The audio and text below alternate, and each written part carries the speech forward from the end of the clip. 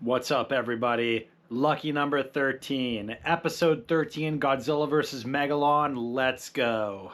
Hey everybody, thanks for watching. I'm Jared Fearing, I'm a lifelong Godzilla fan and a big fan of Halloween. and nothing says Halloween like monster movies. So this year, for the month of October, We're going to review every single Godzilla movie, from Gojira all the way to Godzilla and Kong the New Empire. so join me this month for a new video every single day and see if I go insane in the process. Let's get to it.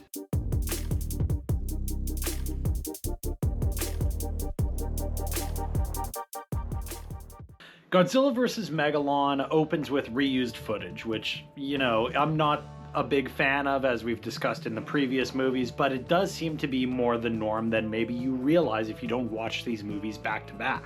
As I mentioned in the last video, this has kind of a weirdo release schedule. This came out in Japan in 1973, but didn't come out in the US till 1976, which made this come out in the US actually before the previous movie, Godzilla vs. Gigan. Now, usually that wouldn't be a problem, but this movie kind of references something that happened in the last movie, and you just create a weird paradox timeline of releases. But it was the 70s, and I don't think really people were too concerned about Godzilla release schedule. This movie opens with a kid riding a weird, mechanical dolphin watercraft thing. I don't really know what that... Maybe that was some kind of an iconic thing in the 70s, like a watercraft ride you could do. I don't know. But I've always been jealous. As a kid, I really wanted to ride that goddamn thing. This movie is similar to Godzilla vs. the Smog Monster in that it was very hard to come by. It got a VHS release, which I had back in the day, and it got released in that weirdo 2-pack I showed in the Smog Monster video. The dub is not bad, all things considered, but the original video quality is terrible for the English dub. You can see it crystal clear now in the Criterion Collection, but again, it's in Japanese, so you have to kind of pick your battles. Do you want the worst quality English dub, or do you want the much higher quality Japanese subtitled? Jet Jaguar is highly reminiscent of Ultraman, and you might think that it was heavily based on Ultraman because Ultraman was super popular at this time, as we've talked about before. But actually, Jet Jaguar was the result of a child art submission contest, and the winning design was called Red Alone, which, great name, Red Alone, that's awesome. But I guess the original design of Red Alone did not end up looking much like the finished version of Jet Jaguar, but that's where it started. It didn't start out being derivative of Ultraman. It just kind of went through the process and it ended up looking like the cousin of Ultraman. The villains in this movie are called Cetopians, and it's very much reminiscent of Atlantis.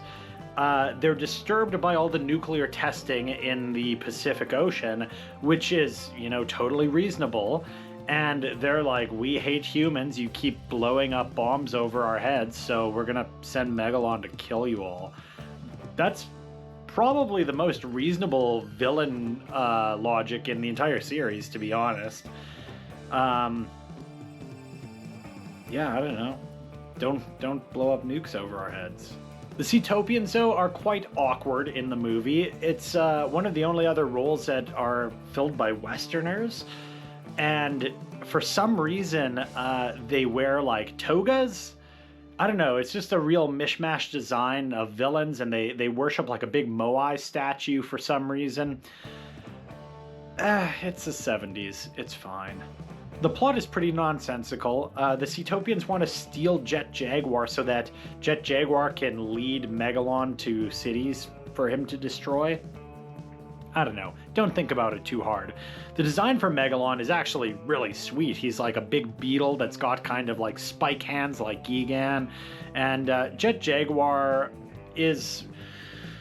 His design is very interesting. Something about the teeth really kind of throw me off. I don't know, I'm not a big fan of the teeth, but maybe that's because I'm such an Ultraman fan that it looks out of place to me. Whatever, pretty sweet. He grows big and he fights Megalon.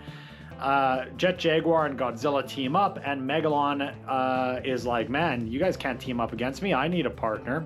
And so the Cetopians actually call the aliens from Nebula M, if I'm getting that correctly, who are the aliens from the last movie. So that's the connection to Godzilla vs. Gigan.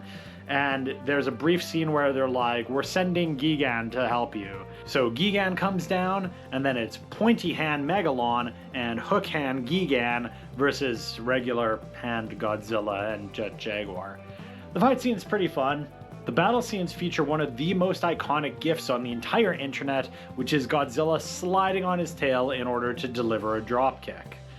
This is very much like the last movie, where Godzilla held King Ghidorah in place and Anguirus threw his spiky shell body at Ghidorah over and over.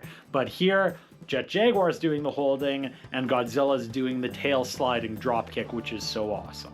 There's a lot of non-action scenes, and what I mean by that are, like, there's shots of characters flying and landing and taking off, but there's not really that much in way of, like, monsters battling until the final scene.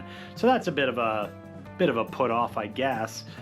It kind of goes back to what they were doing in Destroy All Monsters, I felt, which is like taking up screen time with things that aren't actually that worthy of taking up screen time.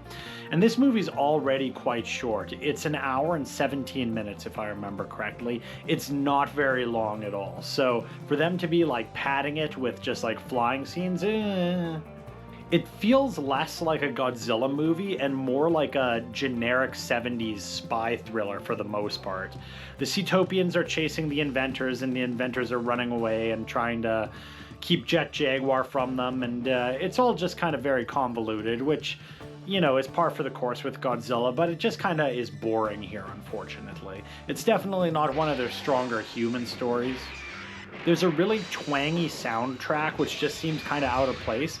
And then, believe it or not, that goddamn Godzilla theme that they ran into the ground in Godzilla vs. the Smog Monster comes back one more time. They try to get more use out of it again. It's killing me every time I hear this thing now. In the final battle, there's a scene where Gigan takes Jet Jaguar hostage and threatens to cut off his head with his hook hands.